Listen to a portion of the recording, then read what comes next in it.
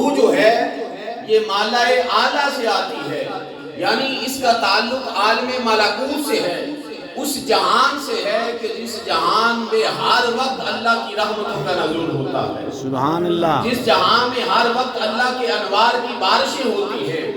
اس لیے روح ایک پاکیزہ شے ہے، اور روح جب نفس کے پنجرے میں آتی ہے تو پھر روح تھوڑی دیر کے لیے پریشان ہوتی ہے۔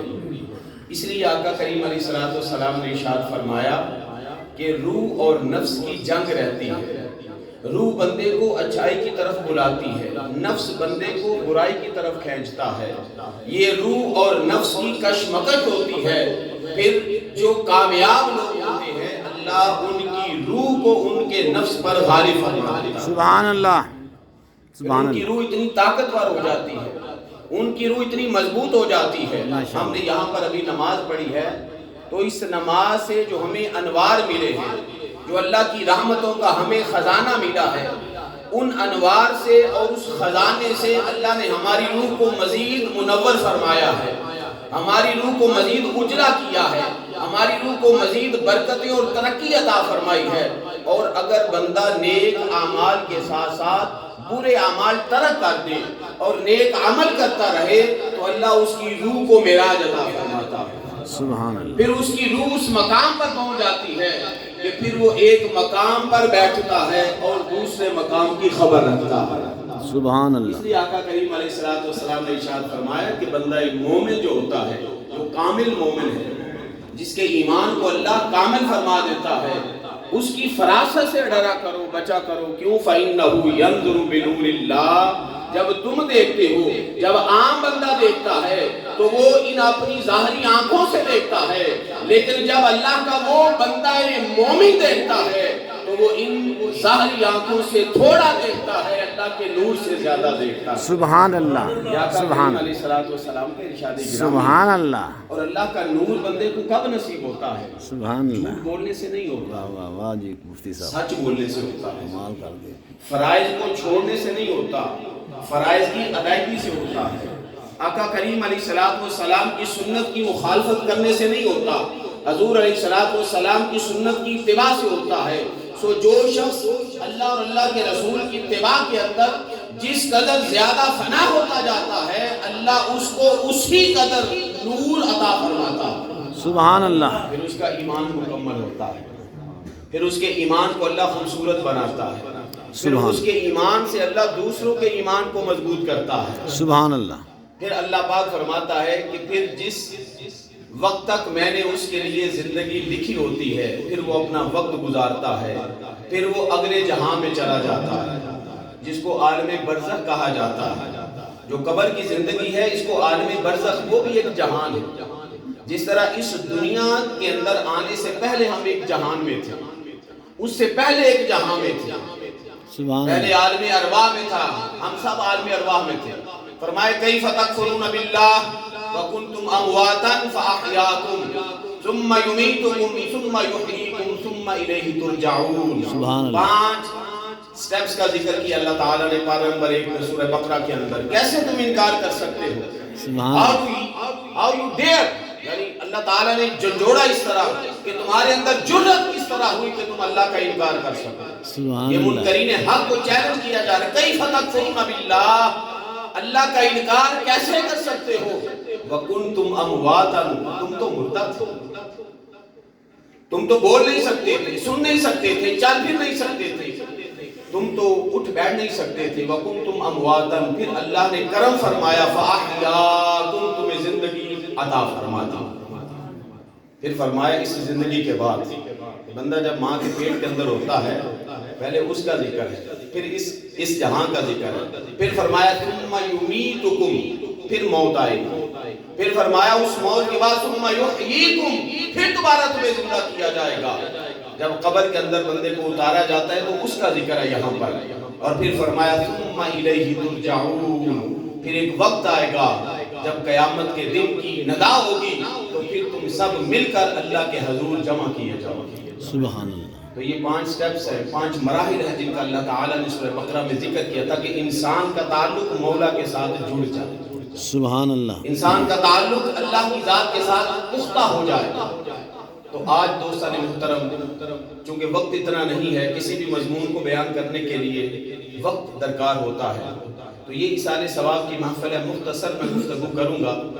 صرف ایک میسج اور پیغام آپ تک پہنچانا ہے کہ ہم اس طرح کی زندگی گزاریں کہ جب ہم اس جہاں کو چھوڑ کر اگلے جہاں میں جائیں تو پیچھے سے ہمارے لیے لوگ اچھے الفاظ اپنی زبانوں سے ادا کریں، اللہ اور اللہ کے رسول کی رضا کو حاصل کریں۔ آقا کریم علیہ السلام بیٹھے ہوئے تھے، حضور کی سوشل لائف جو ہے نا، معاشرتی زندگی، اس کو بھی پڑھنا چاہیے۔ سبحان اللہ۔ آقا کریم علیہ السلام کی جو مذہبی زندگی ہے، حضور علیہ السلام کا زندگی کا وہ پہلو جس کا تعلق نماز، روزہ، حج اور زکوٰۃ کے ساتھ ہے، اس سے تھوڑا سا باہر سوسائٹی، معاشرے کی طرف جائیں تو اس کو جو بندہ پڑھتا ہے پھر انسان کی زندگی کے اندر مزید حسن اور نکھار پیدا ہوتا ہے۔ سبحان اللہ۔ حضور علیہ السلام نے فرمایا، پتہ ہے تمہیں قیامت کے دن نامہ یا مال جب تولے جائیں گے، میزان میں سب سے وزنی چیز کون سی ہوگی؟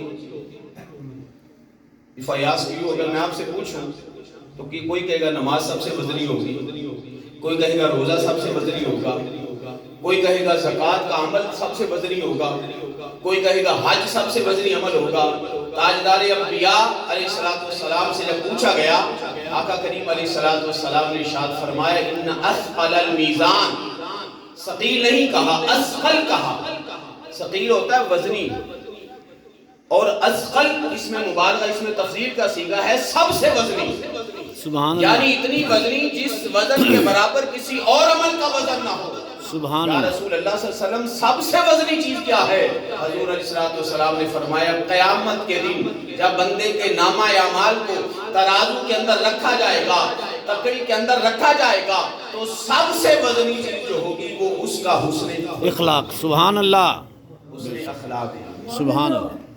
اور پھر حضور نے فرمایا، اگر اپنے ایمان کو کامل کرنا چاہو، دوسری حدیث پاک جس کو حضرت ابو ہریرہ رضی اللہ تعالیٰ عنہ نے بیان فرمایا، ان اکمل المؤمنین ایمانا، اپنے ایمان کے اعتبار سے جو سب سے کامل ترین بندہ مومن ہے وہ کون ہے؟ حضور نے فرمایا، جس کے اخلاق سب سے عمدہ اور بہترین۔ سبحان اللہ۔ سبحان اللہ۔ آقا کریم علیہ السلام کا فرمان ہے، اور اس کا تعلق ہماری سوشل لائف کے ساتھ ہے، ہماری معاشرتی زندگی کے ساتھ ہے۔ ہم یہاں سے باہر نکلیں، ہمیں فروٹ ملے گا یہاں پر، ہم نے کیلا کھانا ہے تو ہم وہ کیلے کا چھلکا گلی کے اندر نہ پھینکیں، یہ حسن خلق ہے۔ اگر کیلا کھا کے تے کیلے دا چھلکا سوڑ دیتا نا نالی دے اندر یا گلی دے اندر، تے اے اخلاق حسنہ نہیں ہے، انہوں میرے نبی نے پسند نہیں جو فرمایا، یہ ذہن چ رکھو۔ آقا کریم علیہ السلام نے فرمایا، ہر وہ عمل جو دوسروں کے لیے تکلیف کا باعث بنے اس سے بچو، ہر وہ عمل جو دوسروں کے لیے اذیت کا باعث بنے اس سے بچو، اس سے اپنے آپ کو بچاؤ کہ اس سے تمہارا نیک عمل ضائع ہوتا ہے۔ اللہ اکبر۔ اور دوسرا اس حدیث پاک کو اگر مکمل کریں تو پھر فرمایا، سبحان اللہ، فرمایا جب گھروں کے اندر جاؤ تو اخیارکم خیارکم لنسائکم، فرمایا تم میں بہترین شخص وہ ہے جو اپنی بیویوں کے ساتھ بہترین ہے، سبحان اللہ۔ جو اپنی بیوی کے ساتھ بہترین برتاؤ کرتا ہے، جو گالی گلوچ نہیں کرتا، جو زیادہ سختی نہیں کرتا دنیا کے معاملے میں، شریعت کے معاملے میں نہیں۔ اگر بیوی نماز نہیں پڑھتی ہے یا فرائض کی ادائیگی نہیں کرتی ہے تو بحثیت سربراہ گھر، خاندان، آپ اس کے اوپر اس حد تک سختی کریں جس حد تک رسول پاک صلی اللہ علیہ وسلم کی تعلیمات ہیں، لیکن دنیاوی معاملات کے اندر جو ہے آقا کریم علیہ السلام نے فرمایا کہ بلکہ قرآن کی آیت ہے، ہن لباس لکم وانتم لباس لہن۔ سبحان اپنی بیویاں دا پردہ ہو تے وہ تہاڈا پردہ ہے۔ سبحان اللہ۔ لباس پردے کو کہا جاتا ہے، تم ان کا پردہ ہو وہ تمہارا پردہ ہے، تم ان کی زینت ہو وہ تمہاری زینت ہے۔ سبحان اللہ۔ وہ ان کو کھلاؤ جو خود کھاتے ہیں، وہ ان کو پہناؤ جو خود پہنتے ہیں، ان کے آرام کا خیال رکھو۔ ہن اسی کتاباں پڑھنے ہیں، نبی پاک صلی اللہ علیہ وسلم اپنے کام اپنے ہاتھ نہ کرتے ہیں، پڑھیا نا سارے نے، دوسری تیسری اردو دی کتاب، بچے اسٹوڈنٹ بیٹھے ہیں، طالب علم بیٹھے ہیں، یہ پنجویں تک تقریباً ہر کوئی گزر کے گیا ہوئے۔ اسی اردو دی کتاب دے اندر، اسلام یاد دی کتاب دے اندر پڑھا ہے کہ حضور علیہ السلام اپنے کام اپنے ہاتھ سے کرتے تھے، سبحان دودھ دھو لیتے تھے، بکریوں کا دودھ دھو لیتے تھے، کپڑے کو خود ٹانکا لگا لیتے تھے، جوتا خود گانٹ لیتے تھے۔ حضور علیہ السلام نے یہ کام کیوں کیتے نے؟ آپ دا مقام، آپ دا مرتبہ، آپ دا جڑا منصب ہے وہ تے امام الانبیاء ہے۔ سبحان اللہ۔ حضور فرماندے نے مجھے اللہ کی عزت کی قسم اگر میں احد پہاڑ کے ساتھ اس ارادے اور نیت سے چلوں کہ یہ سونے کا بن جائے تو اللہ رب العزت میرے لیے احد پہاڑ کو سونے کا بنا دے گا۔ سبحان اللہ۔